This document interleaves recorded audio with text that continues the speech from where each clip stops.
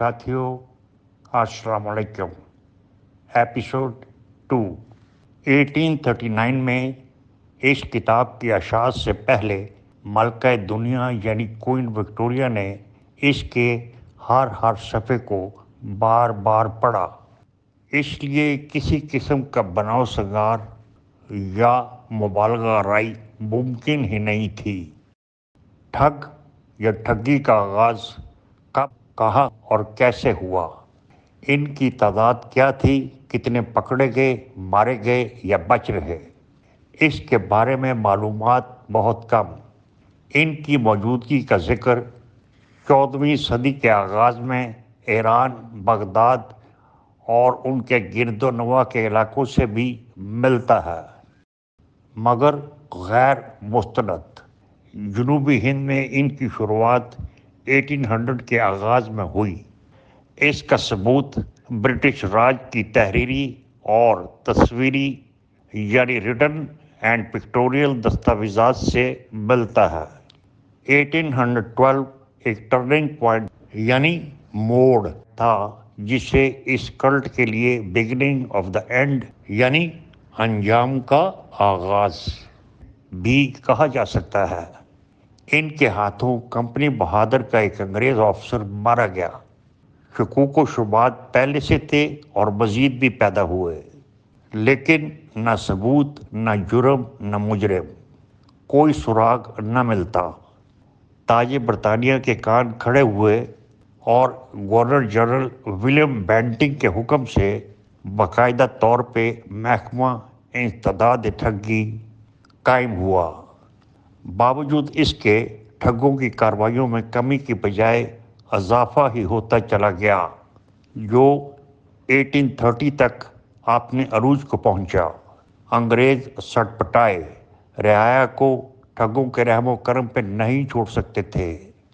बेहतरीन खोजी इकट्ठे किए, मुखबर भर्ती किए, मशकूक पकड़े। ज़्यादा नहीं तो चंद कामयाबियां ज़रूर हुईं। आहिस्ता आहिस्ता कंपनी बहादुर का दायरा वसी और ठगों के गिर्द घेराव तंग होता गया। आवाम में उनके बारे में आगाही और नफरत बढ़ती चली गई।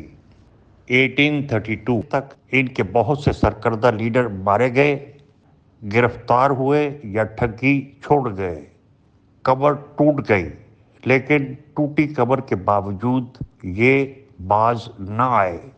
छोटे छोटे ग्रुपों में बंट गए और कार्रवाइयाँ जारी रखी, जो मज़ीद 30 साल यानी 1860 तक किसी न किसी शक्ल में वकूफ़ पजीर होती रही।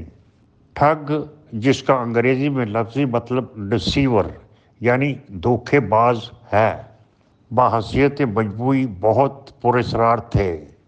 वफादारी और राजदारी इंतहा की। मुद्दतें गुजर जाती, लेकिन इनकी नस्लों को पता ही नहीं चलता कि इनके आबाओ अजदाद ठग थे या हैं। छोटे बड़े कारोबार करते और अपने अपने इलाकों में शरीफुल नफ्स, अमन पसंद और बाइज्जत तस्वर किए जाते। अपनी बोली बोलते, जो बहुत मुश्किल थी। शिकार को बुनेज, रुमाल इस्तेमाल करने वाले को बटोट और कब्रें खोदने वाले को लगाई कहते। मुख्तलिफ पार्टियों को तयन ज़रूरत के मुताबिक होता। एक पार्टी, जिसे टूटा कहते, शहरों, कस्बों, साहूकारों के डेरों, तजारती मराकज़ में घूम फिर कर शिकार तलाश करती। उनके मालो असबाब का अंदाज़ा अफराद की तादाद, रास्ता, मंजिल, हिफाजती इंतज़ामात के बारे में ज़्यादा से ज़्यादा मालूमात हासिल करती। अपने आप को भी उसी मंजिल का मुसाफिर ज़ाहिर करते हुए हिफाजत की यकीन दहानी करवाते। बला फुसला कर उन्हें अपने साथ चलने पे कायल कर लेते।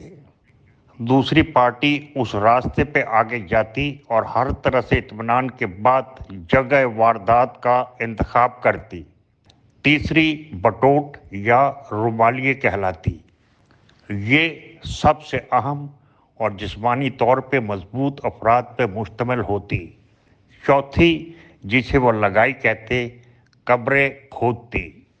ایک یا دو افراد میسنجر یعنی پیغام رساں، جنہیں وہ اپنی زبان میں کڑی کہتے، مختلف پارٹیوں کے درمیان رابطہ رکھنے کا کام کرتی۔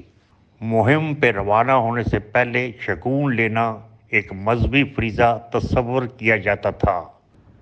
رات کو ایک مخصوص جگہ پہ اکٹھے ہو کر مکمل سکوت میں کان لگا کر دھیان سے کسی بھی قسم کی آواز یا آوازوں کو سننے کی کوشش کرتے۔ کتے، گدھے، گھوڑے، الو یا دوسرے اڑنے والے پرندوں کی آوازوں کو اچھا شگون تصور کیا جاتا۔ گڑ کھا کر منہ میٹھا کرتے۔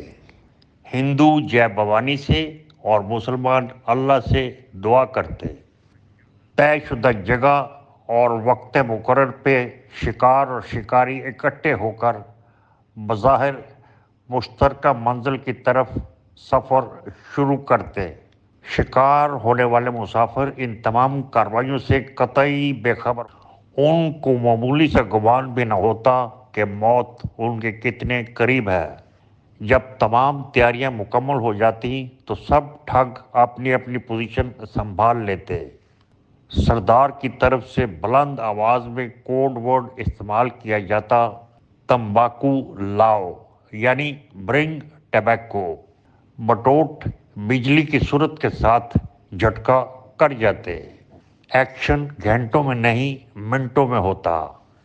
قبریں تیار، لاشیں اندر، قبریں بند، اور پھر مال و متاع کی منصفانہ تقسیم۔ محکمہ استداد ٹھگی تندہی سے کام کرتا رہا۔ بالآخر 1800 کے آخر تک ٹھگوں کا کافی حد تک صفایا کر دیا گیا۔ اودھ سے دکن تک سکون کا سانس لیا گیا۔ جے بھوانی کی بجائے جے وکٹوریہ کے نعرے لگے۔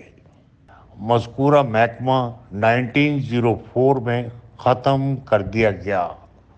2 درخواستیں: ایک، اوریانا فیلکی کی کتاب اے مین پڑھیے۔ 2، قول اور فعل میں تضاد کے خاتمے کے لیے دعا کریں۔ اختر مجید، دی affectionate, August 2021، Islamabad. To be continued.